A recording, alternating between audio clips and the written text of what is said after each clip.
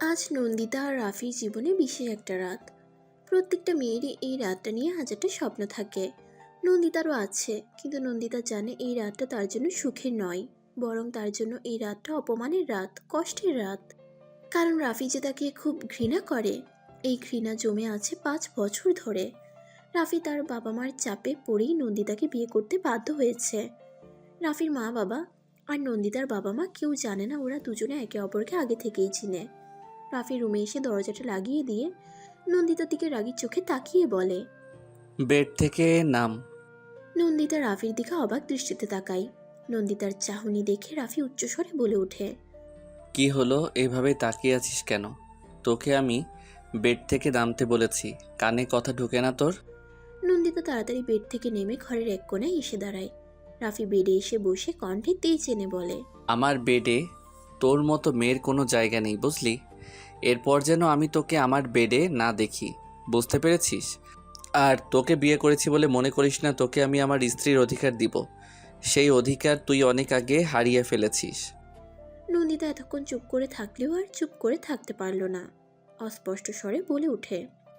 তাহলে আমাকে বিয়ে করলে কেন? নন্দিতার কথাটা বলতে দেরি হলো, কিন্তু রাফির বেড থেকে উঠতে দেরি হলো না। উঠে দ্রুত কদমে নন্দিতার কাছে এসে তার দু বাহু ধরে দেয়ালের সাথে শক্ত করে চেপে ধরে বলে, তোকে বিয়ে করেছি দুইটা কারণে। এক, বাবা মা জোর করেছে বলে। দুই, তোর থেকে প্রতিশোধ নেওয়ার জন্য। তা না হলে তোর মতো থার্ড ক্লাস মেয়েকে এই রাফি তাজওয়ার বিয়ে করবে ভাবলি কি করে? নন্দিতা বলে, শুধুমাত্র প্রতিশোধ নেওয়ার জন্যই আমাকে তুমি বিয়ে করেছো? হুম, প্রতিশোধ নেওয়ার জন্য।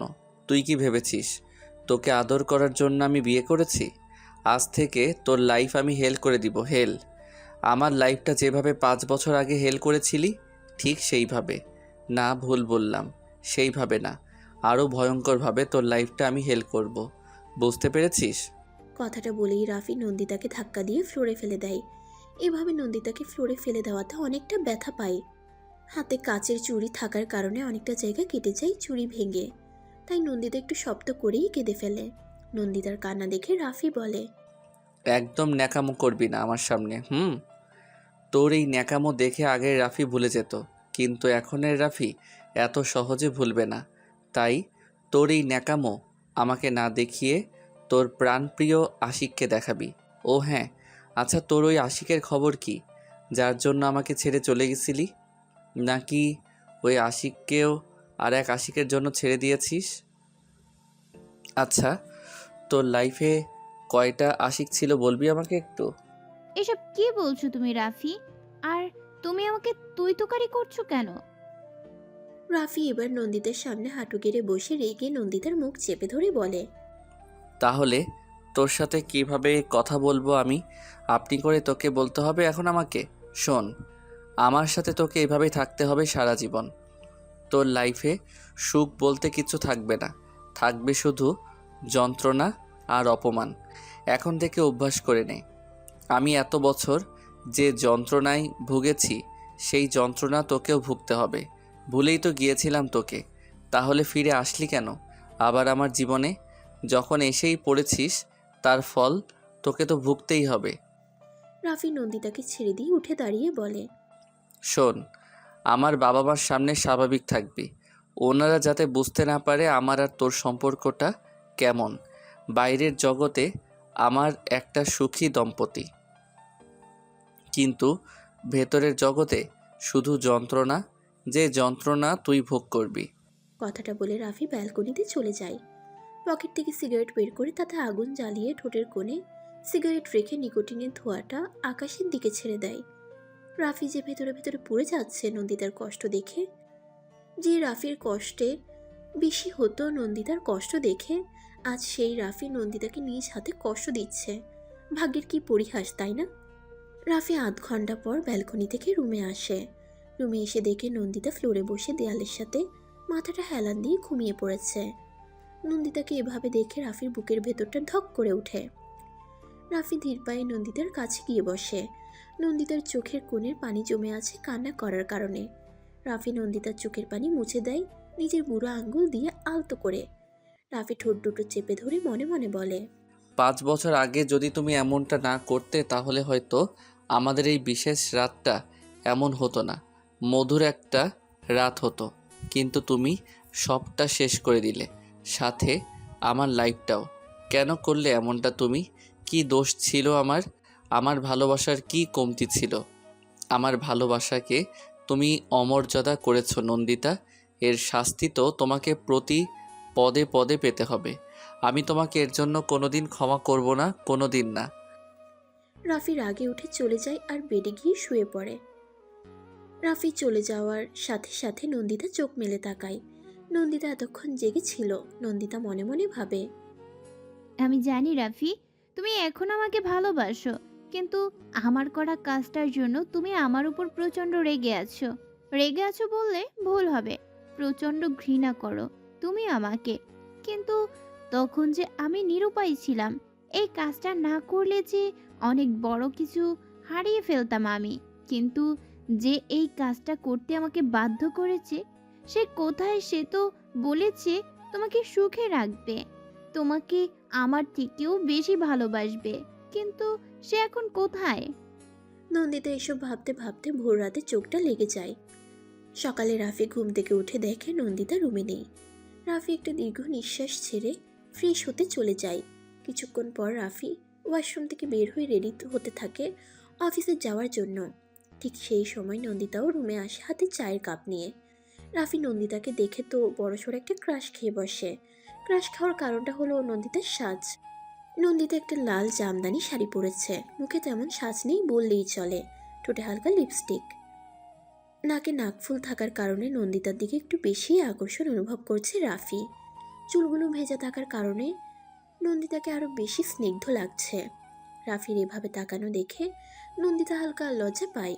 রাফি নন্দিতার দিক থেকে তাড়াতাড়ি চোখ সরিয়ে নেয়। নন্দিতাও নিজেকে আবার স্বাভাবিক করে নিয়ে বলে, তোমার চা রাফি। এতক্ষণে চা নিয়ে আসার সময় হলো? না, আসলে আমি অনেক আগেই চা নিয়ে এসেছিলাম, কিন্তু তুমি তখন ওয়াশরুমে ছিলে। খুব ভালো, এবার চাটা দিন। বিদ্রুপের স্বরে কথাটা বলে রাফি নন্দিতার হাত থেকে চা নিয়ে চুমুক দেওয়ার সাথে সাথে ভ্রু কুঁচকে নেয়। নন্দিতা তা দেখে বলে, কি হয়েছে? এত ঠান্ডা কেন চা? কিন্তু আমি মাত্র। নন্দিতাকে আর কিছু বলতে না দিয়ে রাফি আচমকা নন্দিতার মুখে চাটা ছুঁড়ে মারে, কিন্তু ভাগ্যক্রমে নন্দিতা নিজের ডান হাতটা দিয়ে মুখটা আড়াল করে ফেলে, যার কারণে মুখে চা না পড়ে হাতে পড়ে যায় চাটা। রাফি তেজ নিয়ে বলে, এটা কি চা এনেছিস নাকি শরবত এনেছিস? এত ঠান্ডা কেন? কোনো কাজই ঠিকমতো করতে পারিস না তুই, ইউজলেস একটা। বলেই রাফি হন হন করে ঘর থেকে বের হয়ে যায় রাগে। নন্দিতার তো বুক ফেটে কান্না আসছে। একে তো হাতে গরম চা পড়েছে, তার জন্য হাত জ্বলে যাচ্ছে, আর এক রাফির কটু কথা। চাটা প্রচণ্ড গরম ছিল, কিন্তু তারপরও রাফি চাটা ঠান্ডা বলে নন্দিতার গায়ে ঢেলে দেয়, ইচ্ছে করে নন্দিতাকে কষ্ট দেওয়ার জন্য। সেটা নন্দিতা খুব ভালো করেই বুঝতে পারছে। না চাইতেই চোখ দুটো নোনা জলে ভরে যায়। হঠাৎ করে রাফির মা হিনা বেগম নন্দিতাকে ডাক দেয়। নন্দিতা তাড়াতাড়ি করে চোখ মুছে জোরে একটা শ্বাস ছেড়ে নিচে চলে যায়। রাফি খাবার টেবিলে বসে নাস্তা করা শুরু করে দিয়েছে। এমন সময় হিনা বেগম রাফিকে উদ্দেশ্য করে বলেন, তুই কি অফিসে যাবি নাকি আজকে? রাফি খেতে খেতে বলে, হুম। মানে আজকে তুই অফিস? আজকে বাড়িতে একটা অনুষ্ঠান আছে, আর তুই? হিনা বেগমকে কিছু বলতে না দিয়ে রাফি বলে ওঠে, প্লিজ মা, বিয়ে করতে বলেছ, বিয়ে করেছি, এখন আর প্যারা দিও না। কিসের প্যারা? আজকে তোর বউ ভাত, আর তুই অফিস যাবি? আমার ইম্পর্টেন্ট একটা মিটিং আছে। ঠিক আছে, তোর মিটিং ফিটিং তাড়াতাড়ি শেষ করে বাড়িতে আসবি। নন্দিতা কিছুক্ষণ পরে আসে। নন্দিতাকে দেখে হেনা বেগম বলেন, কী রে মা, তোর মুখটা এমন দেখাচ্ছে কেন? রাফি নন্দিতার দিকে তাকায়। নন্দিতাও রাফির দিকে এক নজরে তাকিয়ে শাশুড়ি মায়ের দিকে তাকিয়ে বলে, কি হয়নি মা? বুঝতে পারছি, মা বাবার জন্য মন খারাপ লাগতেছে, তাই তো? মন খারাপ করার কিচ্ছু হয়নি, কালকে তো যাবে। এবার আয়, নাস্তা করে নে। নন্দিতা রাফির সামনাসামনি বসে, কিন্তু রাফি নন্দিতার দিকে না তাকিয়ে নাস্তা করে যাচ্ছে। কিন্তু নন্দিতা রাফির দিকে এক নজরে তাকিয়ে আছে। টেবিলের উপরে নন্দিতার রাখা হাতে লাল জায়গাটা দেখে হেনা বেগম বলে ওঠেন, কি তোর হাত এমন লাল হয়ে আছে কেন? একটু আগেই তো দেখলাম ভালো। তাহলে এটা কি করে হলো? নন্দিতা কি বলবে বুঝে উঠতে পারছে না। একবার রাফির দিকে তো আরেকবার শাশুড়ি মার দিকে তাকায়। মা আসলে মানে রাফি নন্দিতাকে কিছু বলতে না দিয়ে নিজেই বলা শুরু করে। মা আসলে হয়েছে কি জানো, তোমার ছেলের বউটা একটু কেয়ারলেস বুঝলে, তাই তো আমাকে চা দেওয়ার সময় ওর হাতে চা পড়ে গেছে অসাবধানতায়। হেনা বেগম আঁতকে উঠে বলেন, কি বলছিস কি? নন্দিতা, একটু সাবধানে কাজ করবে তো? মলম লাগিয়েছো তো?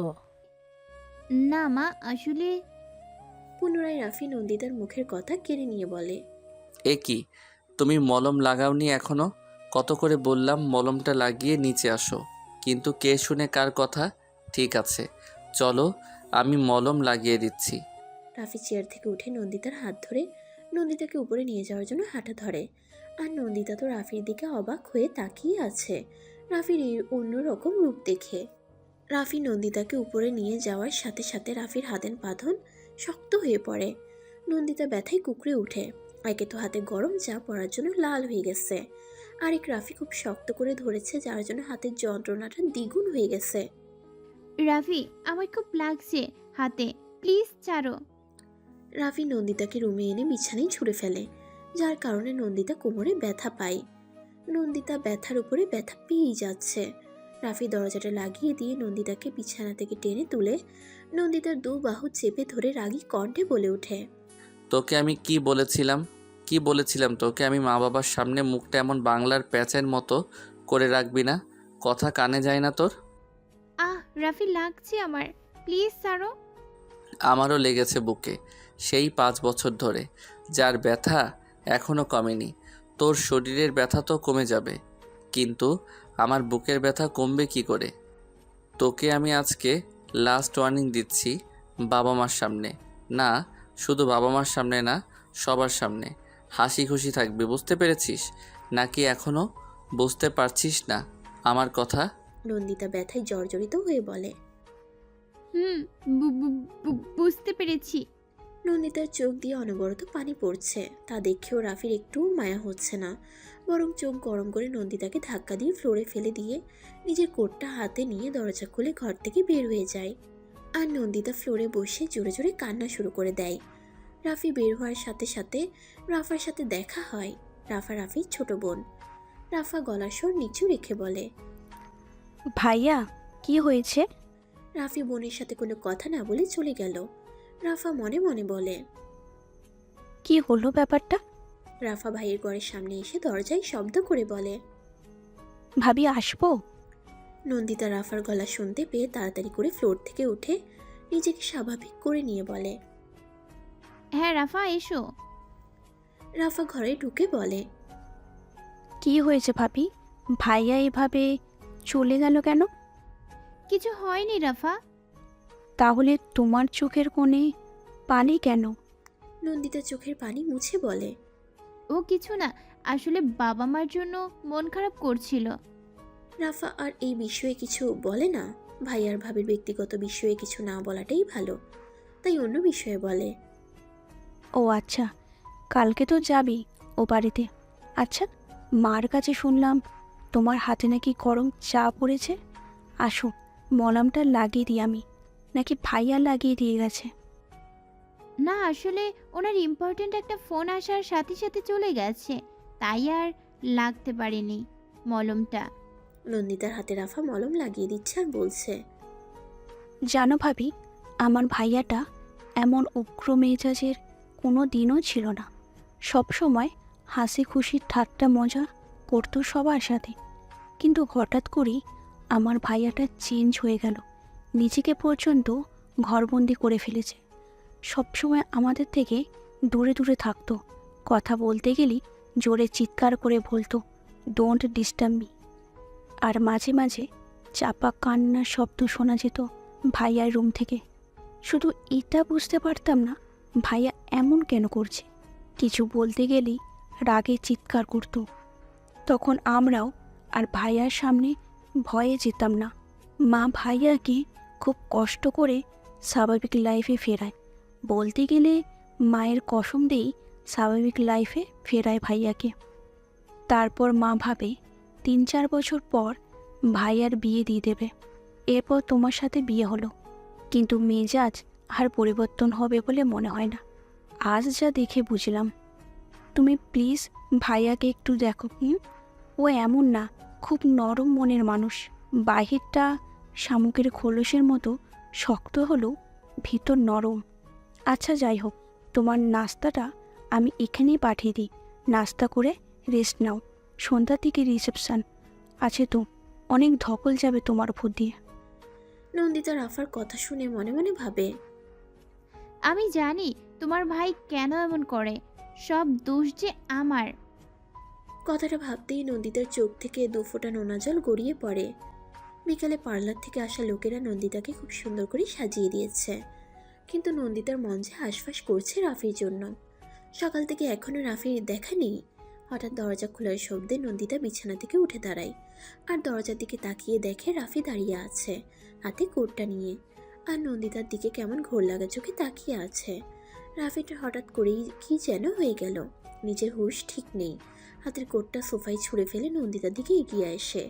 নন্দিতা তো ভয়ে এক পা করে পিছিয়ে যায়, পিছাতে পিছাতে দেয়ালের সাথে আটকে যায়। রাফি নন্দিতার অনেকটা কাছে এসে দাঁড়ায়। রাফি নিজের ডান হাতের বৃদ্ধা আঙ্গুল দিয়ে নন্দিতার বাঁ গালে মাঝখানের তিলটাই স্পর্শ করে। নন্দিতা তো চোখ মুখ খিচিয়ে রেখেছে, দম বন্ধ হয়ে আসছে কেন জানি। সারা শরীর মৃদু কাঁপছে। রাফির গরম নিঃশ্বাস নন্দিতার সারা মুখে আছড়ে পড়ছে। রাফি নন্দিতার মুখটা 2 হাত দিয়ে আবদ্ধ করে নন্দিতার নিচে মুখটা উপরের দিকে তুলে এক নজরে নন্দিতার মায়া ভরা চেহারাতে তাকিয়ে থাকে। রাফি নন্দিতার ঠোঁটের কাছে নিজের ঠোঁট নিতে নিবে, ঠিক সেই সময় রাফা ডাক দেয়। রাফি সাথে সাথে নিজের হুঁশে ফিরে আসে, আর নন্দিতাকে ছেড়ে দিয়ে সাথে সাথে ওয়াশরুমে চলে যায়। আর নন্দিতা জোরে জোরে শ্বাস ছাড়ে। রাফি শাওয়ারের নিচে দাঁড়িয়ে আছে, সারা শরীর বেয়ে পানি গড়িয়ে পড়ছে, আর চোখ বন্ধ করে ঘন ঘন নিঃশ্বাস ছাড়ছে। কিছুক্ষণ শাওয়ারের নিচে থাকার পর রাফি নিষ্প্রভ গলায় বলে, কেন কেন নিজেকে কন্ট্রোল করতে পারি না? ওর মায়াবী মুখটা দেখলে সব সময় চুম্বকের মতো টানে নিজেকে ওর দিকে। পারি না নিজেকে শক্ত করে রাখতে। ওকে দেখলে শরীরের অদ্ভুত শিহরণ বয়ে যায়। ওর ভয়ার্ত মুখ, চোখ বন্ধ করে রাখা, কাপা কাপা গোলাপি ঠোঁট, ভয়ে পিছিয়ে যাওয়া, যেটা ওর দিকে আরও আকৃষ্ট করে আমাকে। নিজেকে অনেক কষ্টে কন্ট্রোল করে রাখি, কিন্তু আর পারছি না। জানি না কবে নিজের সেলফ কন্ট্রোল হারিয়ে ফেলি আমি। কত কিছু ভেবে রেখেছি কিভাবে ওকে শাস্তি দিব, কিন্তু ও সামনে আসলেই সব ভ্যানিশ হয়ে যায় আমার। না, আমাকে নিজেকে আরও শক্ত করতে হবে। ওর দেওয়া প্রত্যেকটা কষ্ট আমি ওকে ফিরিয়ে দিব। রাফি রাগের বশে আয়নাতে জোরে ঘুষি মারে, আর সাথে সাথে আয়নাটা ভেঙে চুরমার হয়ে নিচে পড়ে যায়। আয়নাতে আঘাত করার কারণে রাফির হাত অনেকটা কেটে যায়, কিন্তু তাতেও রাফির কোনো খেয়াল নেই। রাফি ওয়াশরুম থেকে বের হয়ে দেখে রুমে নন্দিতা নেই। রাফি জোরে একটা নিঃশ্বাস ছেড়ে আগে রুমাল পেঁচিয়ে নেয় কাটা জায়গাটাতে। বিছানার উপরে চোখ পড়তেই দেখে নতুন কাপড় রাখা আর একটা চিরকুট। ভাইয়া তাড়াতাড়ি রেডি হয়ে নিচে আয়। রাফিও রেডি হয়ে নিচে যায় আর কাজের লোককে বলে যায় ওয়াশরুমটা পরিষ্কার করার জন্য। রাফি নিচে নামতে দেখে চোখগুলো বড় বড় হয়ে যায় নন্দিতার পাশে এত ছেলে দেখে। আসলে সবাই নন্দিতাকে কংগ্রাচুলেশনস জানাতে এসেছে। রাফি আনমনেই বলে ওঠে, হোয়াট দ্য হেল। রাফা ভাইকে দেখে ভাইয়ের হাত ধরে টেনে নিয়ে নন্দিতার পাশে দাঁড় করায়।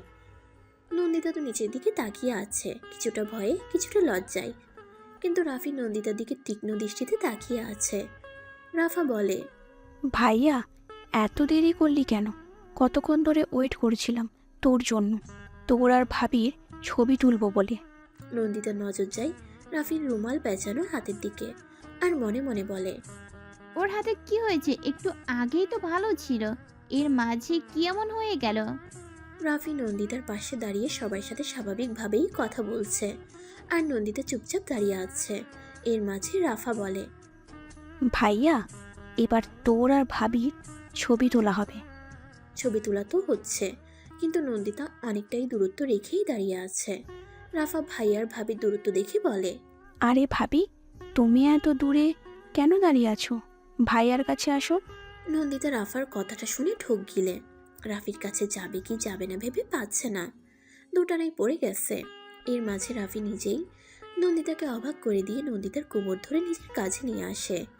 নন্দিতার উন্মুক্ত কোমরে রাফির শীতল হাত পড়তেই নন্দিতা কেঁপে ওঠে। রিসিপশন পার্টি শেষ হলো, রাফি রুমে বসে আছে। একটু পর নন্দিতা রুমে আসলে রাফির দিকে একবার তাকিয়ে নন্দিতা ওয়াশরুমে চলে যায়। ওয়াশরুমে ঢুকে নন্দিতা বুঝতে পারে রাফির হাতে রুমাল বাঁধার কারণ। নন্দিতা তাড়াতাড়ি ফ্রেশ হয়ে ওয়াশরুম থেকে বের হয়ে দেখে রাফি রুমে নেই। কোথায় গেল ও? ওর হাতটা ড্রেসিং করা দরকার, না হলে ইনফেকশন হয়ে যেতে পারে। নন্দিতা বারান্দায় গিয়ে দেখে রাফি সিগারেট টানছে। নন্দিতা মনের মাঝে সাহস সঞ্চয় করে রাফির পাশে এসে দাঁড়ায়। রাফি নন্দিতার দিকে না তাকিয়েই বলে, কি সমস্যা, কি চাই? নন্দিতা জর্দা কাটিয়ে বলে, না মানে আসলে তোমার হাতে কি হয়েছে? আমার হাতে যাই হোক, তাতে তোর কি? আমার কিছু হবে না, যা হবার তোমারই হবে। যদি হাতের কিছু হয় তাহলে তোমার হবে, আমার কিছু হবে না। তাহলে তো বুঝতেই পারছিস তোর কিছু হবে না, তাই আমাকে একদম দরদ দেখাতে আসবি না। নন্দিতা এবার রাগী স্বরে বলে, একদম চুপ, চলো আমার সাথে, বেশি বক বক না করে। নন্দিতা রাফির হাত ধরে রুমে নিয়ে এসে সোফায় বসিয়ে বলে, এখানে চুপ করে বসো, একদম নড়বে না। অর্ডার করছিস আমাকে? নন্দিতা জোরালো গলায় বলে, হ্যাঁ অর্ডার করছি। আমি ফার্স্ট এড বক্সটা নিয়ে আসছি, হাতটা ভালো করে পরিষ্কার করতে হবে। আমারটা আমিই করতে পারবো। চুপ থাকতে বলছি না তোমাকে? নন্দিতা ফার্স্ট এড বক্সটা এনে রাফির পাশে বসে রাফির হাতটা পরিষ্কার করা শুরু করে। রাফি আর কিছু না বলে চুপচাপ নন্দিতার দিকে তাকিয়ে আছে। আর নন্দিতা রাফির কাটা স্থানটা স্যাবলুন দিয়ে খুব যত্ন সহকারে পরিষ্কার করতে থাকে।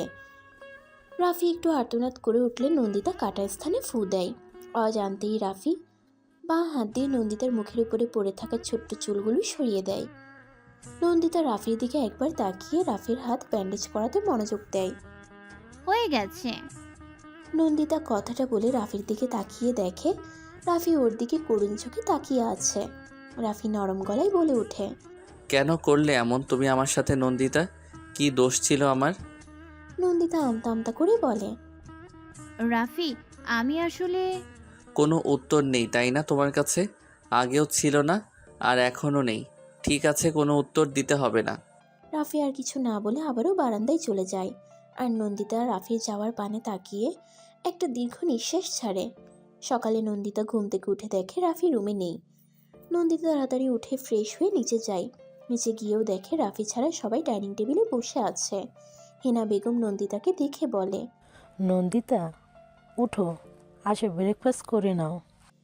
নন্দিতা ইতস্তত করে বলে, মা রাফি কি জানি কি হয়েছে ওর, সকাল সকাল উঠে চলে গেল, নাস্তা পর্যন্ত করলো না, শুধু বলল জরুরি কাজ পড়ে গেছে। কেন, ও তোমাকে বলে যায়নি? না মা, আসলে তখন আমি ঘুমিয়েছিলাম। আচ্ছা শোনো, ও আস্তে আস্তে হয়তো বিকেল হয়ে যাবে, তুমি রেডি হয়ে থেকো বাবার বাড়ি যাওয়ার জন্য। কড়াভাবে বলে গেছে যদি লেট হয় তোমার তাহলে নাকি ও যাবে না। ওকে নিয়ে আর পারি না, জেটটা গেল না এখনও। তুমি আসো, নাস্তা করে নাও। বিকাল হবার আগেই রাফি বাড়িতে চলে আসে। আর এসেই ফ্রেশ হয়ে তৈরি হতে থাকে। কালো প্যান্ট, কালো শার্ট, ছোট ছোট চুলগুলো কপালে এসে পড়ে আছে। দেখতে একদম চকলেট বয় লাগছে নন্দিতার কাছে। নন্দিতা রাফির দিকে অবাক চোখে তাকিয়ে আছে রাফির এত তাড়াতাড়ি চলে আসার কারণে। নন্দিতার এমন তাকানো দেখে রাফি বলে, কি হলো? এভাবে তাকিয়ে থাকার মানে কি? বাপের বাড়ি যাওয়ার ইচ্ছে আছে নাকি নেই? না না, যাওয়ার ইচ্ছে আছে। 10 মিনিট সময় দিলাম, এর মাঝে নিচে দেখতে চাই। 11 মিনিট হলেই আমি যাব না। রাফি কথাটা বলেই হাতে ঘড়ি পড়তে পড়তে বেরিয়ে যায়। রাফি চোখের আড়াল হতেই নন্দিতা রাগী গলায় বলে, কি লোক রে বাবা, একেবারে দজ্জাল। নন্দিতা ও রাফির কথা মতো 10 মিনিটে রেডি হয়ে নিচে নামে। রাফি গাড়ির সাথে হেলান দিয়ে দাঁড়িয়ে ফোন টিপছে। কিছু একটা ভেবে সামনের দিকে তাকাতেই চোখ আটকে যায়। নন্দিতা জামদানির মাঝে একটা কালো শাড়ি পরেছে, 2 হাতে 4-5টা কালো চুড়ি, চুলগুলো এক সাইডে এনে রেখেছে, ঠোঁটে হালকা লিপস্টিক। অল্প সাজেই নন্দিতাকে দেখে মাশাআল্লাহ অনেক সুন্দর লাগছে। রাফির ওয়ার্নিং শুনে নন্দিতা কোনো মতে রেডি হয়েছে। মেকআপ করা তো দূরের কথা, তাই নর্মালভাবেই সেজেছে নন্দিতা। কিন্তু তারপর রাফির চোখে নন্দিতাকে ভীষণ সুন্দর লাগছে। রাফিকে তাকিয়ে থাকতে দেখে নন্দিতা বলে। কি হলো, এভাবে দাঁড়িয়ে থাকবে নাকি? রাফির ধ্যান ভাঙে আর চারপাশটা নজর বুলিয়ে ক্ষীণ গলায় বলে। হুম। রাফি ড্রাইভ করছে আর নন্দিতা রাফির পাশে বসে আছে। কেউ কোনো কথা বলছে না। হঠাৎ করেই রাফি গাড়ি ব্রেক করে রাশ ভারী গলায় বলে। গাড়ি থেকে নাম এক্ষুনি। নন্দিতা হতভম্ব হয়ে বলে। মানে? বলছি গাড়ি থেকে নামার জন্য কথা কানে যায় না? নন্দিতা রাফির দিকে করুণ দৃষ্টিতে তাকিয়ে আছে। একটু আগে রাফির বলা কথাটা এখনো কানে প্রতিধ্বনি হচ্ছে। নন্দিতা বুঝতে পারছে না তার সামনে বসা লোকের মাথায় হঠাৎ করে কি চেপে বসে। এই ভালো তো এই খারাপ। রাফি আবারও ঝাঁঝালো গলায় বলে। কি এভাবে ভ্যাবলার মতো তাকিয়ে আছিস কেন? গাড়ি থেকে নামতে বলেছি তো আমি তোকে। কি বলছো কি রাফি? আমি গাড়ি থেকে কেন নামবো? বিকজ আমি বলছি তাই নামবি। রাফি, আমি এখানকার কিছু চিনি না, আর আমার কাছে টাকাও নেই যে গাড়ি করে যেতে পারবো। টাকা নেই তো কি হয়েছে? দুটো পা আছে তো তোর, হেঁটে হেঁটে যাবি তুই। এমন কেন করছো তুমি রাফি আমার সাথে? একটু আগে তো সব ঠিক ছিল। রাফি বিদ্রুপ করে বলে। ঠিক ছিল? কি ঠিক ছিল? কিচ্ছু ঠিক ছিল না, আর কোনোদিন ঠিক হবেও না। তাই জলদি গাড়ি থেকে নাম। রাফি, আমার কথাটা একটু শোনো। আমার যদি আলাদা আলাদা যাই তাহলে বাবা মা খুব কষ্ট পাবেন। তুই গাড়ি থেকে নামবি না তাই তো? ঠিক আছে, আমি তোকে নামতে সাহায্য করছি। রাফি প্লিজ, আমার কথাটা একটু শোনো প্লিজ রাফি। অন্যদিকে রাফি গাড়ি থেকে নেমে নন্দিতার সাইডের দরজাটা খুলে নন্দিতাকে গাড়ি থেকে নামিয়ে দিয়ে গাড়ির দরজা লক করে দেয়। প্লিজ রাফি, আমাকে এভাবে ফেলে রেখে যেও না প্লিজ। আমি এখানকার কিচ্ছু চিনি না। রাফি নন্দিতার কোনো কথা না শুনে গাড়িতে উঠে গাড়ি ড্রাইভ করে চলে যায়। নন্দিতা গাড়ির পেছনে দৌড় দেয় আর দৌড় দেওয়ার সময় নন্দিতা হোঁচট খেয়ে পড়ে যায়। আর রাফির গাড়িটাও মুহূর্তের মাঝেই হারিয়ে যায়। নন্দিতা রাস্তার মাঝে বসেই কান্না শুরু করে দেয় আর বলতে লাগে। প্লিজ রাফি, আমাকে ছেড়ে যেও না প্লিজ। ফিরে আসো রাফি, প্লিজ ফিরে আসো। রাফি অনেকটা রাস্তা চলে আসতেই গাড়ি জোরে ব্রেক করে। মাথাটা সিটে হেলান দিয়ে চোখ বন্ধ করে রাখে। কিছুক্ষণ পরে রাফির আগে স্টিয়ারিংয়ে জোরে আঘাত করে বলে। কেন এত কষ্ট হয় আমার? ওকে কষ্ট দিলে কেন? আমি চাই ও কষ্ট পাক, কিন্তু ওকে কষ্ট দিতে গিয়ে যে আমি শেষ হয়ে যাচ্ছি। না, এভাবে ওকে ফেলে রেখে আসা উচিত হয়নি আমার। ওর যদি কিছু হয়ে যায় আবার, না না, আমাকে তাড়াতাড়ি যেতে হবে ওর কাছে। কষ্ট দিলেও ওকে ঘরের ভেতরে দিব, বাইরে না। রাফি ঘাড়ি ঘুরিয়ে নেয় নন্দিতার কাছে আসার জন্য। কিন্তু নন্দিতার কাছে এসে যা দেখে তাতে রাফির মাথাটা গরম হয়ে যায়। রাগী স্টিয়ারিং দু হাত দিয়ে জোরে চেপে ধরে। চোয়াল শক্ত করে সামনের দিকে তাকিয়ে আছে। রাফি গাড়িতে বসে অগ্নি দৃষ্টিতে তাকিয়ে আছে নন্দিতার দিকে। রাফির এভাবে তাকিয়ে থাকার কারণটা হলো নন্দিতার হাত ধরে রেখেছে একজন পুরুষ, যেটা দেখে রাফির রাগের মাত্রাটা আরো বেড়ে যায়। কিন্তু অন্যদিকে নন্দিতা বলে। আমি ঠিক আছি, আর মলম দিতে হবে না। অচেনা পুরুষটি বলেন। কি বলছেন কি? কোথায়? ঠিক আছে, আপনার হাতের পাতাটা অনেকটা ছিলে গেছে। ভাগ্যিস আমার ব্যাগে ওষুধটা ছিল, তাই দিতে পারলাম। আর আপনি রাস্তায় এভাবে দৌড়াচ্ছিলেন কেন? যদি আরো বড় কিছু হয়ে যেত তো। আমি একদম ঠিক আছি। ঠিক তখনই রাফি নন্দিতার সামনে এসে দাঁড়ায়। নন্দিতা রাফিকে দেখে নন্দিতার ঠোঁটের কোণে হাসি ফুটে ওঠে, কিন্তু পরক্ষণে হাসিটা উধাও হয়ে যায় রাফির চোখের দিকে তাকিয়ে। কারণ রাফির চোখ দুটো ভয়ঙ্কর দেখাচ্ছে। নাকটার আগে ফুলিয়ে রেখেছে, চোয়াল শক্ত করে রেখেছে। নন্দিতার বুঝতে বাকি রইল না রাফি কেন এতটা রেগে আছে। নন্দিতার সাথে সাথে অচেনা লোকটার হাত থেকে নিজের হাতটা সরিয়ে নিয়ে ঢোক গিলে বলে। রাফি, আমার কথাটা শোনো, তুমি ভুল ভাবছো। রাফি তাচ্ছিলের হাসি দিয়ে বলে। Wow, just wow. এত সুন্দর একটা সিন আমি দেখতে পাবো আমি ভাবতেই পারিনি। এই সিনটা দেয়ালে বাঁধিয়ে রাখার মতো, তাই না? নন্দিতা রাফিকে বোঝানোর চেষ্টা করে বলে। রাফি, আমার কথাটা শোনো, ওরকম কিছুই না। রাফি কণ্ঠে তেজ এনে বলল। তাহলে কি? বলো আমাকে। এখন কি তুই রাস্তাঘাটেও প্রেমলীলা শুরু করবি? তুই ভুলে যাচ্ছিস তুই এখন রাফি তাজওয়ারের ওয়াইফ। আগে যা করেছিস করেছিস, কিন্তু এখন তুই কি সম্পর্ক ওর সাথে তোর? অজানা পুরুষটি বলেন। মিস্টার, আপনি ভুল ভাবছেন। ওনার সাথে আমার কোনো সম্পর্ক নেই। উনি হাতে ব্যথা পেয়েছে তাই আমি। রাফি ঝাঁঝালো কণ্ঠে বলে। Shut up, just shut up. আপনার কাছ থেকে কৈফিয়ত চেয়েছি আমি, তাহলে আপনি কেন কথা বলছেন? কথাটা বলে রাফি নন্দিতার দিকে চোখ রাঙিয়ে বলে। আর তুই, তোর এসব প্রেমলীলা শেষ হয়ে থাকলে চল আমার সাথে। রাফির কথাটা শুনে রাগে নন্দিতার হাতটা শক্ত করে চেপে ধরে গাড়িতে তুলে।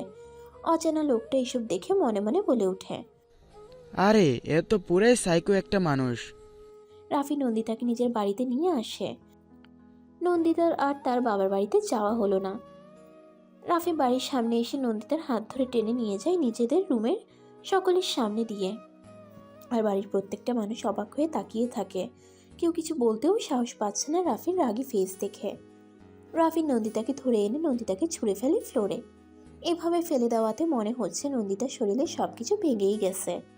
রাফি দরজাটা লাগিয়ে নন্দিতাকে টেনে তুলে নন্দিতার গলাটা চেপে ধরে দেয়ালের সাথে মিশিয়ে দেয়। রাফি প্লিজ ছাড়ো, আমার খুব লাগছে। খুব কষ্ট করে নন্দিতা কথাটা বলে। রাফি দাঁতে দাঁত চেপে বলে। লাগুক, লাগার জন্যই তোকে ধরা। ইচ্ছে করছে তোকে খুন করে ফেলতে, কিন্তু তা আমি করব না। তোকে তিলে তিলে আমি মারব। বলেই নন্দিতাকে ছেড়ে দেয়। নন্দিতা কাশতে কাশতে নিচে বসে পড়ে। চোখ দিয়ে অনবরত পানি পড়ছে। রাফি আবারও নন্দিতাকে তুলে বাহু চেপে ধরে বলে। আমার ভাবতেও ঘৃণা লাগে নিজের প্রতি যে তোর মতো একটা মেয়েকে আমি নিজের সবটা দিয়ে ভালোবেসেছিলাম। আসলে তুই একটা কি বলবো আমি তোকে, তুই বলে দে তোকে আমি কি বলবো? রাফি তুমি আমাকে ভুল বুঝছো, ওই লোককে তো আমি চিনিই না। উনি আমাকে নন্দিতা আর কিছু বলতে পারল না। সাথে সাথে নন্দিতার গালে ঠাস করে চড় মেরে বসে রাফি। চড়টা এতটাই জোরে ছিল যে নন্দিতার ফর্সা গালে 5 আঙ্গুলে দাগ বসে গেছে। এতটা বেহায়া কি করে হতে পারিস তুই? কি করে? ও হ্যাঁ, বুঝতে পেরেছি। আমি তোকে স্পর্শ করিনি, তাই তোর এখন পরপুরুষের স্পর্শ দরকার, তাই তো? রাফি কি বলছো এসব?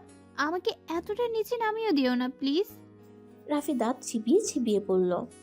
তবে যাই হয়ে যাক না কেন, তোকে আমি কোনো দিনও ডিভোর্স দিব না। তোর জীবনটা আমি নরকে পরিণত করব। সারা জীবন তুই কষ্ট ভোগ করবি, বুঝলি? রাফি নন্দিতাকে ধাক্কা দিয়ে রুম থেকে বের হয়ে যায়। নন্দিতা ফ্লোরে বসে ঠুকরে কান্না করতে করতে বলে। রাফি তুমি আমাকে ভুল বুঝছো। তুমি এতটা রকচটা কি করে হয়ে গেলে? আমার কথাটা না শুনেই তুমি। নন্দিতা আর রুম থেকে বের হয়নি। নন্দিতা ফোন করে বাবা মাকে কোনো মতে বুঝ দিলে এটা বলে। রাফির কাজ পড়ে গেছে, তাই আসতে পারবে না। এখন একা গেলেও মানুষ 2-4টা কথা বলবে, তাই আর যাওয়া হয়নি। এর মাঝে নন্দিতাকে রাফা অনেকবার জিজ্ঞেস করেছে কি হয়েছে, কিন্তু নন্দিতা কিছু না বলে কথাটা কাটিয়ে দিয়েছে। তাই আর বাসায় কেউ কিছু জানতে চায়নি। তবে এটা বুঝতে পারছে নন্দিতা আর রাফির মাঝে কিছু একটা হয়েছে। রাফির মা বাবাও এতে অভ্যস্ত হয়ে গেছে, তাই ওনারাও এই বিষয়ে কথা বলেননি। আসলে ছেলে আর ছেলের বউয়ের সমস্যাটা তারা দুজনেই মিটিয়ে নেয়, এটাই চাই ওনারা। রাত প্রায় 11টা বাজে। রাফি এখনও আসেনি বাসায়। নন্দিতা ঘরের লাইট না জ্বালিয়ে বসে আছে, তবে চাঁদের আলোতে ঘর আলোকিত হয়ে আছে। এই কিছুক্ষণ পরেই রাফির গাড়ির শব্দ শুনতে পায় নন্দিতা, কিন্তু তখনও নন্দিতা এভাবেই বসে থাকে। রাফি কিছুক্ষণ পর দরজা খুলে ঘরে ঢুকে, কিন্তু রাফির দিকে তাকিয়ে তো নন্দিতা চরম অবাক হয়। কেমন দুলছে দেখেই বোঝা যাচ্ছে ড্রিঙ্ক করে এসেছে। দারোয়ানের সাহায্যে রাফি কোনো মতে ঘরে আসে। রাফির এমন অবস্থা দেখে নন্দিতা রাফির কাছে গিয়ে বলে। কি হয়েছে তোমার? তুমি ড্রিঙ্ক করেছো? রাফি কিছু না বলে এক নজরে নন্দিতার দিকে তাকিয়ে থাকে। রাফির মুখশ্রী দেখে মনে হচ্ছে এই বুঝি কেঁদে দিবে দিবে ভাব। রাফি আচমকাই নন্দিতাকে নিজের সাথে মিশিয়ে নিয়ে 2 হাত দিয়ে শক্ত করে জড়িয়ে ধরে। এইভাবে শক্ত করে জড়িয়ে ধরার জন্য দম বন্ধ হয়ে যাওয়ার মতো অবস্থা নন্দিতার। আর এই সাথে নন্দিতা কিছুটা শক্ট হয়ে রাফির এহেন কাণ্ডে নন্দিতা মিহিস্বরে বলে। রাফি কি হয়েছে তোমার? রাফি ক্ষীণ গলায় বলে। নন্দিতা, আমি খুব খারাপ, তাই না? খুব বাজে মানুষটা আমি, তাই না? যে সব সময় তোমাকে কষ্ট দেয়, দুঃখ দেয়, আঘাত করে। জানো, তোমাকে কষ্ট দিলে তোমার থেকে আমি দ্বিগুণ কষ্ট পাই। তোমার চোখের কোণে পানি দেখলে আমি নিজেকে ঠিক রাখতে পারি না, তাই তোমাকে আঘাত দেওয়ার পরেই আমি তোমার থেকে দূরে সরে যাই। কারণ তোমার কাছে থাকলে যে নিজেকে শক্ত রাখতে পারি না, তোমাকে কষ্ট দিতে গিয়ে যে আমি শেষ হয়ে যাচ্ছি নন্দিতা। তোমাকে তো আমি ঘৃণা করতে চাই, কিন্তু পারি না, বিশ্বাস করো। হয়তো এখনও তোমাকে ভালোবাসি, তার জন্য। নন্দিতা কিছু না বলে চুপচাপ দাঁড়িয়ে আছে শক্ত হয়ে, আর চোখ দিয়ে না চাওয়া সত্ত্বেও পানি পড়ছে। রাফি নন্দিতাকে নিজের বাহুদর থেকে ছাড়িয়ে নিয়ে নন্দিতার মুখটা নিজের দু হাত দিয়ে আবদ্ধ করে বুড়ো আঙ্গুল দিয়ে চোখের জলটা মুছে দেওয়ার সময় নন্দিতা আর্তনাদ করে উঠে ব্যথায়, কারণ গালে যে রাফির দেওয়া 5 আঙ্গুলের দাগ বসে গেছে। রাফি হুট করে নন্দিতার চর দেওয়া গালে গভীরভাবে চুমু করে বসে। নন্দিতা কেঁপে উঠে রাফির এহেন কাণ্ডে, সারা শরীরে লোমকূপগুলা দাঁড়িয়ে যায়, তলপেট মুচড়ে ওঠে, শিরদাঁড়া বেয়ে অদ্ভুত এক নাম না জানে শিহরণ বয়ে যায়। রাফি গভীর স্বরে বলে, খুব কষ্ট পেয়েছো তাই না এভাবে আঘাত করার জন্য? সরি।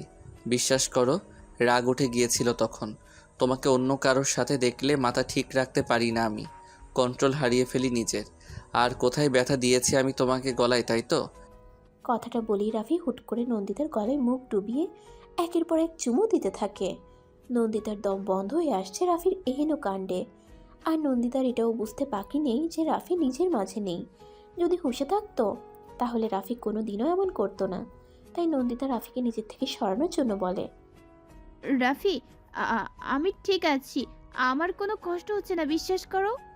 নন্দিতার কথা যেন রাফির কানে পৌঁছায়নি, বরং নন্দিতার গলায় আরও গভীরভাবে মুখটা ডুবিয়ে দিয়ে নন্দিতার কোমর ধরে নিজের আরও কাছে টেনে নিয়ে নেশাক্ত গলায় বলে, জানো তোমাকে কতটা কাছে পেতে ইচ্ছে করে? মন চায় তোমার মাঝে নিজেকে আজীবন ডুবিয়ে রাখি। মন চায় তোমাকে আদরে আদরে ভরিয়ে রাখি। কথাটা বলে গলা থেকে নিজের মুখটা উঠিয়ে নন্দিতার দিকে মায়াবী চোখে তাকিয়ে থাকে, আর ঘন ঘন নিঃশ্বাস নিচ্ছে আর ছাড়ছে। রাফির প্রত্যেকটা তপ্ত নিঃশ্বাস আশ্রে পড়ছে নন্দিতার সারা মুখে। রাফির এই শ্বাস প্রশ্বাসের মাঝে এক অস্থিরতা কাজ করছে, মনে হচ্ছে যেটা নন্দিতা খুব ভালো করেই বুঝতে পারছে। রাফি হুট করে ডান হাতের বুড়ো আঙ্গুল দিয়ে নন্দিতার ঠোঁটের আশপাশ স্লাইড করা শুরু করে দেয়। তাতে নন্দিতা তো নাজেহাল অবস্থা, না পারছেন সইতে, না পারছে দূরে সরে যেতে। রাফি নরম গলায় বলে, আচ্ছা নন্দিতা, তুমি এত নরম কেন বলো তো? একেবারে তুলার মতো। আচ্ছা, তোমার ঠোঁটগুলা এত লাল কেন বলো তো? ইচ্ছে করে খেয়ে ফেলতে। এই কথাটা শোনা মাত্রই সারা শরীর কেঁপে ওঠে নন্দিতার। রাফি ঠোঁট ফুলিয়ে আবারও বলে, আচ্ছা নন্দিতা, তুমি এমন কেন? নন্দিতা দুর্বল গলায় বলে, কেমন আমি? রাফি কাঁদো কাঁদো গলায় বলে, আমাকে একটু ভালোবাসো না তুমি? কেন ভালোবাসো না? আমি তো তোমাকে খুব ভালোবাসি। তুমি কি আমাকে ভালোবাসো না? নন্দিতা শুকনো ঢোক গিলে বলে, রাফি, তুমি ঠিক নেই, তুমি শুয়ে পড়ো, অনেক রাত হয়েছে। না, আমার উত্তর চাই মানে চাই। সব সময় পালিয়ে যাও কেন বলো তো? কই, আগে তো পালাতে না। বলো না প্লিজ, ভালোবাসো আমাকে? নন্দিতা কিছুক্ষণ নিজের ঠোঁট কামড়ে ধরে বলে, বাসি, খুব ভালোবাসি। রাফি মাথা দুলিয়ে বলে, সত্যি ভালোবাসো? হুম। মিথ্যা কথা। একটু ভালোবাসো না আমায়? ভালোবাসলে তো আমাকে আদর করতে, কিন্তু তুমি আমাকে একটু আদর করো না। তুমি তোমার হুঁশে নেই তাই এমন বলছো, কিন্তু আমি জানি এগুলো তোমার মনের কথা। কিন্তু রাফি টান টান হয়ে দাঁড়িয়ে বলে, কে বলেছে আমি হুঁশে নেই? আমি একদম ঠিক আছি। অল্প একটু মত। ঠিক নেই তুমি। রাফি নন্দিতার ঠোঁটে তর্জনী রেখে বলে, হুশ, এত কথা বলো কেন তুমি? ঠিক আছে, তোমাকে আদর করতে হবে না আমাকে, আমি করি তোমাকে আদর। নন্দিতার বুক দুরু দুরু কাঁপছে, কিন্তু তারপরও নিজেকে সামলে নিয়ে মৃদুস্বরে চিৎকার করে বলে, কি করতে চাইছো কি তুমি রাফি? নিজের হুঁশে ফিরো। রাফি নন্দিতাকে কোনো কথা বলার সুযোগ না দিয়েই নন্দিতার গোলাপি ওষ্ঠ চূড়ায় নিজের ওষ্ঠ ছুঁয়ে দিয়ে নন্দিতার কোমর আঁকড়ে ধরে নিজের সাথে মিশিয়ে নেয়। একে অন্যের ভারী নিঃশ্বাস মিলিত হয়ে যায় মুহূর্তের মাঝে। নাক মুখ কুচকে নেয় নন্দিতা, মদের গন্ধে গা গুলিয়ে আসছে নন্দিতার। নিজেকে রাফির বাহুডোর থেকে ছাড়াতে চাইলেও ছাড়াতে পারছে না। কিছুক্ষণ পর রাফি নন্দিতাকে নিজে থেকে ছেড়ে দেয়, কিন্তু নন্দিতাকে শ্বাস নেওয়ার সময়টুকু না দিয়েই রাফি হুট করেই নন্দিতাকে কোলে তুলে নেয়। নন্দিতা ভয়ে ভয়ে বলে, রাফি প্লিজ আমাকে নামাও, এমন কিছু করবে না তুমি। রাফি অস্পষ্ট স্বরে বলে, সব করব আমি আজকে তোমার সাথে। রাফি নন্দিতার কথার কোনো পাত্তা না দিয়ে নন্দিতাকে কোলে করে নিয়ে বিছানায় শুয়ে দেয়। রাফি নেশায় বিভোর হয়ে আছে। রাফি নন্দিতার উপরে নিজের সম্পূর্ণ ভার দিয়ে নন্দিতার গলাতে মুখ ডুবিয়ে দিয়ে নন্দিতার চোখ বন্ধ করে বিড়বিড় করে ওঠে। এটা ঠিক হচ্ছে না, আমায় রাফিকে আটকাতে হবে। ও না হয় নিজের হুঁশে নেই, কিন্তু আমি তো হুঁশে আছি। আমি চাই না এভাবে রাফি আমার কাছে আসুক। না, ওকে আটকাতে হবে। নন্দিতা রাফির বাহুতে হাত রেখে রাফিকে সরানোর চেষ্টা করে বলে। রাফি প্লিজ ছাড়ো আমাকে। হঠাৎ করেই রাফির শরীর নিস্তেজ হয়ে পড়ে। রাফির কোনো সারা শব্দ না পেয়ে নন্দিতা বুঝতে পারে রাফি ঘুমিয়ে পড়েছে। নন্দিতা স্বস্তির নিঃশ্বাস ছাড়ে রাফি ঘুমিয়ে যাওয়ার জন্য, কিন্তু নন্দিতা উঠতে গেলে বাতলো এক ভেজাল। রাফি এমনভাবে আষ্টেপৃষ্টে জড়িয়ে ধরে রেখেছে যে নন্দিতা বেচারি উঠতে পারছে না। হাতির মতো মানুষটা যদি নন্দিতার মতো একটা মশার উপর শুয়ে থাকে তাহলে উঠে বসা একটু কষ্টের বিষয়। নন্দিতা ভ্রু কুঁচকে বলে ওঠে, হায় আল্লাহ, আজকে আমি মরেই যাব। ওরে রাফি রে, আজকে আমাকে তুমি মেরেই ফেলবে। তারপরও নন্দিতা অনেক কষ্টে রাফির শক্তপোক্ত বাহুডোর থেকে নিজেকে ছাড়িয়ে নিয়ে জোরে জোরে শ্বাস ফেলে বলে, উফ, এখন একটু শান্তি লাগছে। এই বেড়ায় যদি সব সময় আমার উপরে এসে শুয়ে পড়ে তাহলে আমি আলু ভর্তা হয়ে যাব নিশ্চিত। কি খায় এই লোক, এত ভারী কেন? নন্দিতা জোরে জোরে কয়েকটা শ্বাস নিয়ে রাফির দিকে তাকায়। কেমন নিষ্পাপ বাচ্চাদের মতো ঘুমাচ্ছে, চুলগুলো উস্কো খুস্কো হয়ে আছে। নন্দিতা নিজের হাত দিয়ে রাফির চুলগুলো ঠিক করে দেয়। নন্দিতা বসা থেকে উঠে রাফির পায়ের জুতাগুলো খুলে রাফির উপরে চাদর দিয়ে চলে আসার সময় রাফির কপালে ভালোবাসার পরশ এঁকে দিয়ে সরল গলায় বলে, আমি জানি রাফি, তুমি আমাকে এখনো ভালোবাসো। শুধু উপরে উপরে রাগ দেখাও, কিন্তু মনে অসীম ভালোবাসা আছে আমার জন্য। রাফির শিওরের পাশে বসে আছে নন্দিতা, আর এক দৃষ্টিতে তাকিয়ে আছে রাফির মুখ পানে। বেডের পাশের টেবিলে ল্যাম্পের আলো পড়াতে রাফির মুখের এক সাইড ভালো করে দেখে যাচ্ছে। নন্দিতা হেসে উঠে রাফি হা করে ঘুমিয়ে থাকার স্টাইল দেখে। নন্দিতা আলতো হাতে রাফির নাকের ডগা টেনে দেয়। এই কাজটা নন্দিতা আগে প্রায়ই করত, যখন রাফির রাগের নাক ফুলিয়ে নন্দিতার দিকে তাকিয়ে থাকতো। এই কাজটা ছিল নন্দিতার মেন অস্ত্র রাফির রাগ কমানোর। রাগ করে যখন রাফি নাক ফুলিয়ে রাখতো তখন নন্দিতা হাসি মুখে যখনই রাফির নাক টেনে দিত তখন কিভাবে যেন রাফির রাগটা ভ্যানিশ হয়ে যেত। কিন্তু এই কাজটা রাফির সাথে এখন করতে সাহস পায় না। আগের এই ছোট ছোট মিষ্টি মুহূর্তগুলো নন্দিতা ভীষণ মিস করে, ভীষণ। নন্দিতা বেডের মাথার সাথে মাথাটা হেলিয়ে দিয়ে চোখ বন্ধ করে নেয়। মনে পড়ে যায় প্রথমবারের মতো রাফির সাথে দেখা হওয়ার ঘটনাটা। 2018 সাল। নন্দিতা প্রথমবারের মতো এত বড় শহরে আসে। কিছুটা ভয়, কিছুটা জড়তা কাজ করছে নিজের মনের মাঝে। নতুন শহর, নতুন ভার্সিটি আর এক নতুন জীবন কিভাবে ম্যানেজ করবে তা নিয়ে ভীষণ চিন্তায় আছে। ভার্সিটির গেটের সামনে দাঁড়িয়ে আছে নন্দিতা কাঁধে ব্যাগ নিয়ে।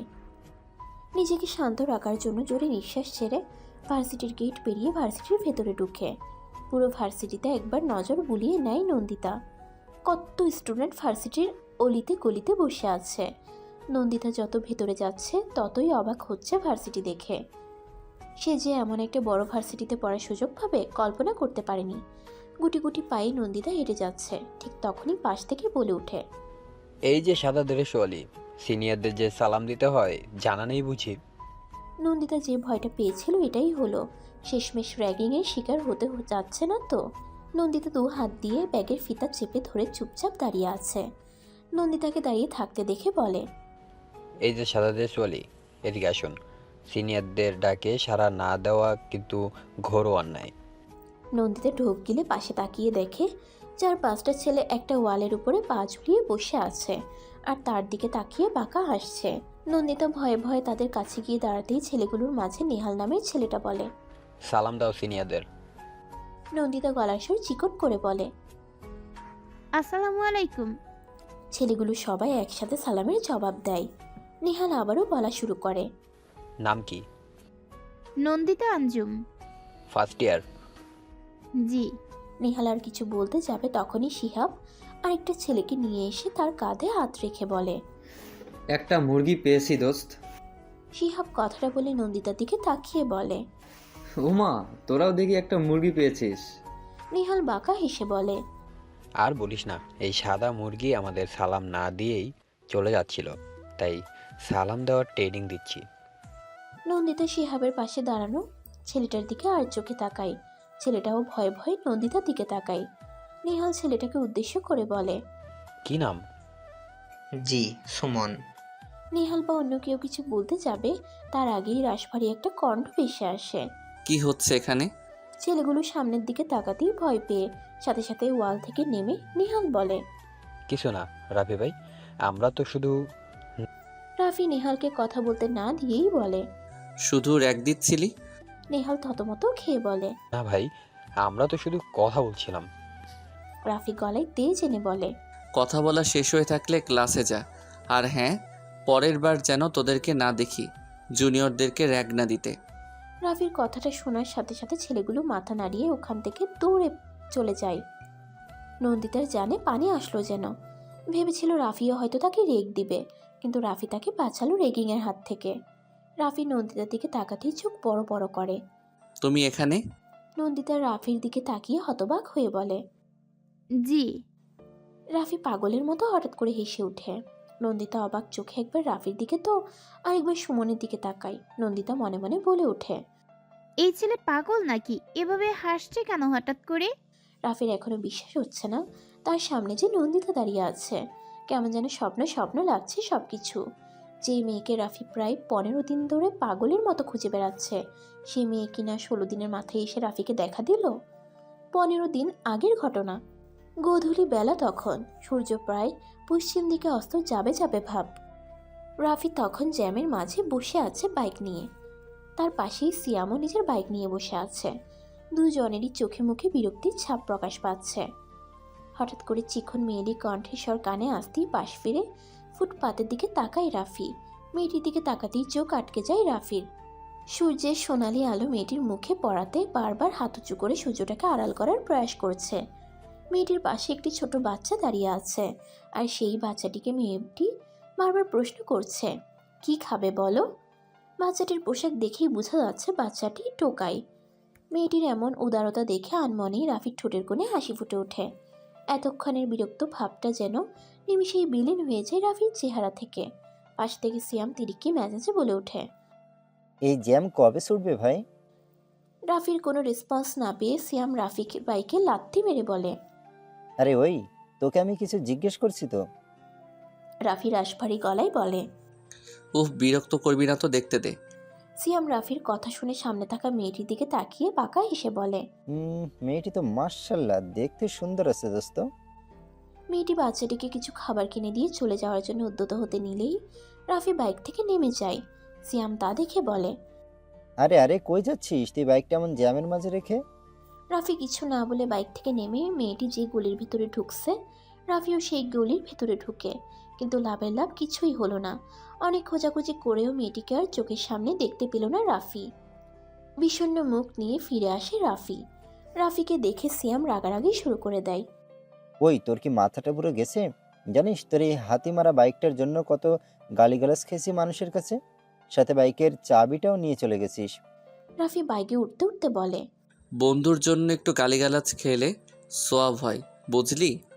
এর মাঝে এক রিক্সাওয়ালা বলে, ওই মিয়া, তাড়াতাড়ি আপনার মোটরসাইকেল আনতে সরান, না হইলে হুলিশ আইসা নিয়ে যাইব। রাফি বাইকের চাবি ঢুকিয়ে বাইক স্টার্ট দেয়। এরপর থেকে শুরু হয় রাফির পাগলামি। প্রত্যেকটা দিন রাফি এমন সময় এই জায়গাতে আসে শুধুমাত্র মেয়েটিকে এক নজর দেখার জন্য। নিজেই নিজের এমন কার্যক্রম করার জন্য ভীষণ অবাক হতো, কিন্তু মেয়েটির আর দেখা পায়নি। কিন্তু শেষমেশ সেই মেয়েটির দেখা পেল আজকে। 15 দিনের এইসব কর্মকাণ্ড মনে পড়তেই হাসি পেয়ে যায় রাফির। রাফি নিজের হাসি থামিয়ে বলে, সরি, আসলে নিজের করে একটা কাজ মনে পড়তেই হাসি উঠে গেছে, কিছু মনে করো না। নন্দিতা মাথা নাড়িয়ে বলে, না না ভাইয়া, কিছু মনে করিনি। রাফি রাশভারী গলায় বলে, প্রথম দেখাতেই ভাইয়া বানিয়ে দিলে আমাকে। নন্দিতা মুখ ছোট করে বলে, না মানে, তাহলে কি বলে ডাকবো? রাফি মুচকি হেসে বলে, কিছু বলে ডাকতে হবে না, যাও ক্লাসে যাও দুজনে। আর কোনো প্রবলেম হলে নির্দ্বিধায় আমাকে বলবে, কেমন? আমি হেল্প করব। সুমন আর নন্দিতা মাথা নাড়িয়ে দুজনের ডিপার্টমেন্টের দিকে চলে যায়। রাফি ঠোঁটের কোণে হাসি রেখে নন্দিতার যাওয়ার দিকে এক দৃষ্টিতে তাকিয়ে আছে। এমন সময় রাফির পাশ থেকে একটি মেয়েলি কণ্ঠস্বর ভেসে আসে। মেয়েটা কে রাফি? রাফি পাশ ফিরে তাকিয়ে দেখে দিয়া দাঁড়িয়ে আছে, চোখে মুখে বিরক্তির ছাপ নিয়ে। মনে হচ্ছে যেন দিয়ার মুখে কেউ করলার জুস ঢেলে দিয়েছে, তাই এমন করে রেখেছে মুখটা। রাফি দিয়াকে পাত্তা না দিয়ে কেউ না বলে পকেটে হাত গুজে ওখান থেকে চলে যায়। দিয়ার প্রতি রাফির এমন অবহেলা করতে দেখে দিয়া নাক ফুলিয়ে বলে, কতদিন আমাকে অ্যাভয়েড করে চলবে তুমি রাফি? একদিন তো ঠিকই আমার জালে ধরা তোমাকে দিতেই হবে। আর মেয়েটা কে, যার দিকে তুমি এমন অদ্ভুত এক দৃষ্টিতে তাকিয়েছিলে? তোমার দৃষ্টি বড্ড অন্যরকম লাগছে রাফি। রাফি ক্যান্টিনে বসে কফি খাচ্ছে আর মাঠের দিকে তাকিয়ে মুচকি মুচকি হাসছে। আজকে রাফি ভীষণ খুশি। মন চাইছে পুরো ভার্সিটির সকলকে বিরিয়ানি খাওয়াতে। তার এতদিনের পরিশ্রম আজকে সফল হলো। এমন সময় রাফির কাঁধে চাপড় মেরে সিয়াম চেয়ারে বসতে বসতে বলে, কিরে মামা, তোর মুখে এমন লজ্জা লজ্জা হাসি লেগে আছে কেন? কাহিনী কি? রাফির কফির মগে চুমুক দিয়ে বলে, তুই গেস কর তো কি কাহিনী হতে পারে। কারো প্রেমে পড়েছিস নাকি আবার? রাফি নির্লিপ্ত ভঙ্গিতে বলে, প্রেমে তো পড়েছি অনেক আগে, সেই গোধূলি বেলায় দেখা মেয়েটির প্রেমে। সিয়াম দীর্ঘ নিঃশ্বাস ছেড়ে বলে, ভাই তুই আর ওই মেয়েকে খুঁজে পাবি না, বুঝলি? তাই গোধূলি বেলায় দেখা মেয়েটিকে ভুলে যা। কে বলছে খুঁজে পাবো না? অলরেডি পেয়ে গেছি, আর মেয়েটি এখন আমার চোখের সামনেই আছে। সিয়াম চোখ বড় বড় করে বলে, কি? কোথায় মেয়েটি? বলেই মাঠের দিকে তাকাতেই হতভম্ব হয়ে যায় নন্দিতাকে দেখে। বার কয়েক চোখের পলক ফেলে রাফির দিকে তাকিয়ে অবিশ্বাস্য গলায় বলে, ভাই তোর গোধূলি বেলায় দেখা মেয়েটি আমাদের ভার্সিটিতে পড়ে, আর আমরা এই কলেজের সিনিয়র হয়ে সেটা জানি না। ও নতুন ভর্তি হয়েছে আর আজকেই প্রথম ভার্সিটিতে এসেছে, তাই জানতাম না। তোর কপাল আছে ভাই, মেয়েটা তোর নাগালের ভেতরেই আছে। এমন সময় নন্দিতার পাশে এসে সুমন দাঁড়াতেই সিয়াম বলে ওঠে, ওই ছেলেটাকে চল দেখি গিয়ে। না দরকার নেই, বসে থাকো। সুমন নন্দিতার কাছে এসে বলে, হাই, সকালবেলা ঘটনার জন্য নিশ্চয়ই খুব ভয় পেয়ে গিয়েছিলে, তাই না? নন্দিতার পাশে দাঁড়ানো সুহা সন্দেহের দৃষ্টিতে তাকায় সুমনের দিকে। সুহার সাথে নন্দিতার আজকে বন্ধুত্ব হলো। সুহা নন্দিতার কানে কানে বলে। নন্দিতা ফিসফিসিয়ে বলে, কে রে ছেলেটা? সকালের ছেলেটা। সুহা ছোট্ট করে বলে। ও, নন্দিতা মুচকে এসে বলে, একটু তো ভয় পেয়েছিলাম। আচ্ছা, আমরা কি ফ্রেন্ড হতে পারি? সুহা সুমনের কথা শুনে ভ্রু উঁচু করে বলে, কেন? আমাদের সাথে আপনার বন্ধুত্ব করে কি দরকার? এত স্টুডেন্ট থাকতে ভার্সিটিতে? না এমনি, এই ভার্সিটিতে নতুন আসলাম, তাই বলছিলাম আর কি। সুহা দ্রুত গলায় বলে, ওকে ওকে, ফ্রেন্ড হলাম আজ থেকে আমরা। সুহা কথাটা বলেই নন্দিতার হাত ধরে বলে, চল এখন। কিছু দূর যেতেই নন্দিতা অবাক হয়ে বলে, এমন করলে কেন? তুই শহরে নতুন, তাই একটু বুঝে শুনে পা ফেলবি, আর ছেলেদের একদম বিশ্বাস করবি না, বুঝলি? নন্দিতাকে কলেজ থেকে বেরিয়ে যেতে দেখে রাফি ক্যান্টিন থেকে বেরিয়ে নন্দিতার পিছু নেওয়া শুরু করে। অর্ধেক রাস্তা আসতেই সুহা আলাদা হয়ে নন্দিতার থেকে। এখন নন্দিতা একাই হেঁটে চলেছে। হঠাৎ করেই মনে হলো কেউ ওর পিছু নিয়েছে। ও হাঁটলে পেছনের মানুষটি হাঁটে, ও থামলে সেই লোকটিও থামে। নন্দিতা ভয় পেয়ে যায়, কিন্তু নিজের বুদ্ধি কাটিয়ে লোকটিকে ধোকা দিয়ে চলে যায়। এদিকে রাফি নন্দিতাকে হারিয়ে কোমরে হাত রেখে বলে ওঠে, বড্ড চালাক তো, মেয়েটা কিভাবে ধরে ফেললো সবটা। নন্দিতা সদর দরজার সামনে দাঁড়িয়ে আছে বেল বাজিয়ে। নন্দিতার মা জামেলা বেগম বেলের আওয়াজ শুনে এসে দরজা খুলে দেন। নন্দিতাকে দেখে জামেলা বেগম বলেন, এত দেরি হলো যে তোর? নন্দিতা বিছানার উপরে ব্যাগটা রেখে বলে, প্রথম দিন তো তাই দেরি হয়ে গেছে। আচ্ছা, হাত মুখ ধুয়ে খেতে আয়। তুমি খেয়েছো? না, এখনো খাইনি, তোর জন্য অপেক্ষা করছিলাম। নন্দিতা মায়ের কথা শুনে ভ্রু কুঁচকে বলে, আমার জন্য অপেক্ষা করার কি দরকার ছিল? তুমি খেয়ে নিতে, এর পরের বার আর আমার জন্য অপেক্ষা করবে না, মনে থাকবে? আচ্ছা বাবা, মনে থাকবে। এখন যা, হাত মুখ ধুয়ে আয়। নন্দিতা গামছা দিয়ে ওয়াশরুমে ঢুকে বলে, মা বাবার সাথে কথা হয়েছে? জামেলা বেগম খাবার বাড়তে বাড়তে বলেন, তোর বাবা 2 ঘন্টা পর পর ফোন করে খোঁজ নিচ্ছে। হাত মুখ ধুয়ে তোর বাবাকে একটা কল কর, তোর সাথে কথা বলতে চেয়েছিল। তোর ফোনে কলও করেছিল, কিন্তু তুই তো আবার ফোন রেখে গিয়েছিলি। নন্দিতা ওয়াশরুম থেকে বের হয়ে টেবিলের উপর থেকে ফোন নিয়ে বাবাকে কল করে। কিছুক্ষণ রিং হওয়ার পরে নন্দিতার বাবা মসনু আহমেদ কল ধরে বলেন, কিরে মা, বাসায় চলে আসছিস? নন্দিতা মুচকি হেসে বলে, হ্যাঁ বাবা, একটু আগেই আসছি। কেমন লাগলো তোদের ভার্সিটি? ভালো। আচ্ছা শোন, তোর মায়ের সাথে আজকে কিন্তু আমার ঝগড়া হয়েছে। কি নিয়ে? আমাদের মাঝে কি কথা হয়েছে বলতো? আমার মেয়ে যতদিন পড়াশোনা করবে বাইরে থেকে, ততদিন তোর মা তোর কাছে থাকবে, কিন্তু তোর মা বলে গ্রামে চলে আসবে তোকে রেখে। তোর মায়ের নাকি আমার জন্য চিন্তা হয়। মায়ের সাথে সাথে আমারও চিন্তা হয় বাবা তোমার জন্য। আমি তো বলেছি আমি একটা হোস্টেলে উঠে যাই, তাহলে তোমাদের কাউকে আমার সাথে থাকা লাগবে না, কিন্তু তুমি মানো না। না, হোস্টেলে তোকে দেব না। এসব হোস্টেলের খাওন ভালো না। দেখিসনি মজিদ সাহেবের ছোট ছেলেটার কি অবস্থা হয়েছে? এসব হোস্টেলের খাওন খেয়ে আমার আম্মার এমন হোক আমি চাই না। কিন্তু বাবা তোমার জন্য চিন্তা হয় আমাদের।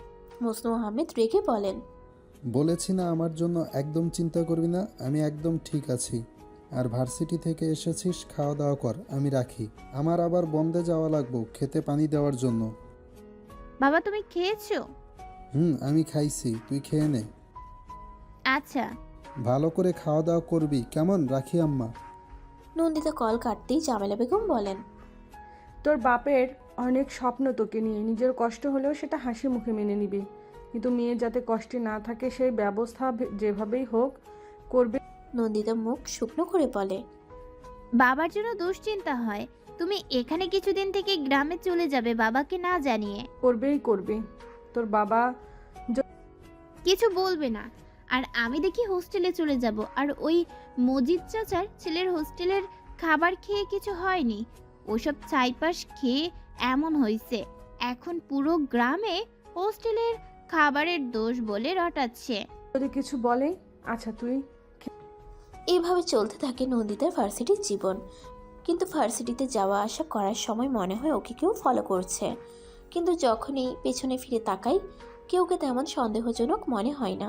মাঝে মাঝে রাতের বেলাতে অচেনা একটা নাম্বার থেকে কল আসে, কিন্তু কথা না বলে চুপচাপ থাকে, শুধু নিঃশ্বাস নেওয়ারই ভারী শব্দ শোনা যায়। যখন কথা বলে না নন্দিতাই বিরক্ত হয়ে কল কেটে দেয়। বাবা মাকে এসব ঘটনা এখনো বলেনি নন্দিতা, যদি টেনশন করে তার জন্য। এর মাঝে রাফির চাউনি নিয়ে পড়েছে এক সমস্যায় নন্দিতা। ভার্সিটির যেখানে যাক না কেন রাফিকে তার আশেপাশে দেখবেই। যখনই রাফির দিকে তাকাবে তখনই দেখে রাফি তার দিকে মন্ত্রমুগ্ধের নয়নে তাকিয়ে আছে। 2 দিন আগের ঘটনা। নন্দিতা ভার্সিটিতে ঢোকার সাথে সাথে কোথা থেকে একটা ছেলে নন্দিতার সামনে এসে একগুচ্ছ লাল গোলাপ ধরে প্রপোজ করে বসে। আর ঠিক সেই সময় রাফি কোথা থেকে এসে হাজির হয়ে ছেলেটাকে শাসানো শুরু করে। এরপর থেকে আর নন্দিতা এই ছেলেটাকে নিজের আশেপাশে দেখতে পায়নি। দেখতে পেলেও ছেলেটা মুখ নিচু করে চলে যায়। রাফির আরও অনেক ছোট ছোট কর্মকাণ্ড নিয়ে নন্দিতা অনেক চিন্তিত আছে।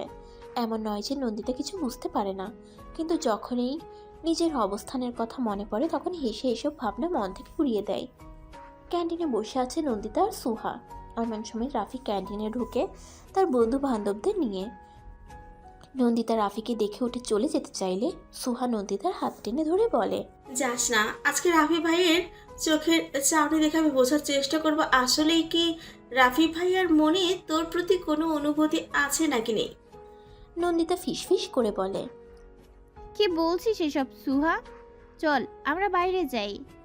না, এক পাও নড়বি না তুই। যদি নড়িস তাহলে তোর সাথে সারা জীবনের জন্য কথা বলা অফ করে দিব। নন্দিতার আর কি করার, চুপচাপ বসে রইল, কিন্তু ভুলেও সামনের দিকে তাকাচ্ছে না। তবে আর চোখে একবার তাকিয়েছে। তাকাতেই রাফির চোখের সাথে চোখ মিলে যায় নন্দিতার। এই একটা চাউনি নন্দিতার মনের ভেতর তলপাড় করে তুলতে সক্ষম। নন্দিতার সাথে সাথে চোখ নামিয়ে নেয়। লোকটা কেন তার দিকে সবসময় এভাবে তাকিয়ে থাকে? সে কি বুঝে না নন্দিতার যে খুব অস্বস্তি হয়? অন্যদিকে রাফি নন্দিতার এমন লজ্জারাঙা মুখ দেখে বড্ড মজা পাচ্ছে।